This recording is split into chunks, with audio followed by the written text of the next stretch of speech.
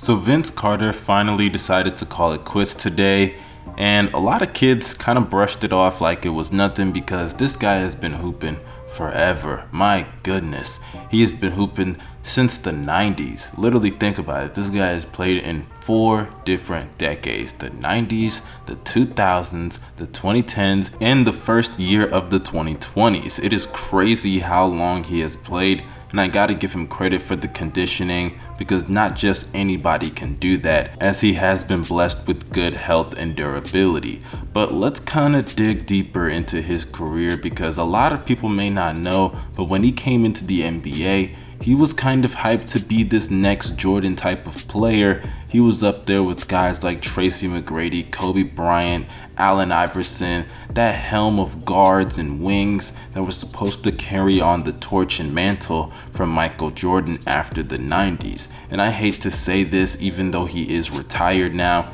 and we're supposed to be looking back fondly on his career, but in reality, Vince Carter did underachieve. This is a guy that when he was in Toronto, he wanted out. It was fair because that team was just all up in shambles. They were going through coaching changes. The talent around him really wasn't that great, so he wanted out and he left. But a lot of people over romanticize on his time there. He only made the playoffs twice and made it out of the first round 1 time. So I definitely think that people kind of over glorify and embellish in his moments in Toronto. But he did go to the Nets, who were coming off of recent back-to-back finals appearances, and they thought teaming Vince Carter up with a guy like Jason Kidd and Richard Jefferson was going to be enough help in order for them to get over that hump, but they were unable to do so, as multiple playoff appearances were just ridiculed with failure, and eventually Jason Kidd wanted out and left the organization, and VC couldn't even get them into the playoffs for back-to-back seasons,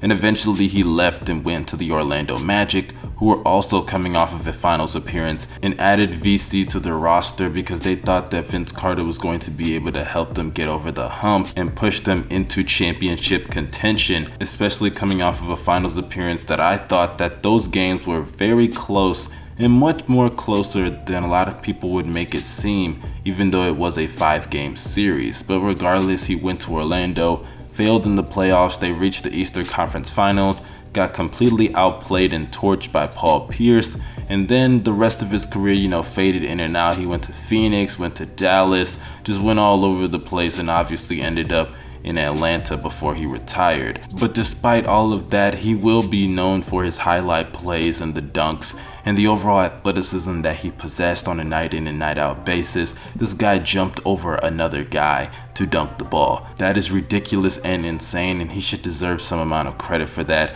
because some of the plays that he did during his time in the NBA, we will never see again. And considering what he did in the dunk contest, those will be iconic forever. He definitely helped Toronto kind of get on the map to an extent. I definitely think that's a little overblown, obviously for the reasons I mentioned earlier, but he did help put Toronto on the map, and he is an icon up there. Regardless, NBA Hall of Famer, nothing more than that. Unfortunately, I do not view him as a top 50 player of all time or a top 10 shooting guard, but he will be remembered just for his iconic moments that will stand the test of time. But this is your boy David from NBA Knowledge signing out. Make sure you guys drop a like, comment your opinions. Props to Vince Carter on a great career. You could say he underachieved, but at the end of the day, he is going to be in the Hall of Fame, and it is a well-deserved accolade on a well-deserving career. Make sure you guys hit that subscribe button. I'm out. Peace.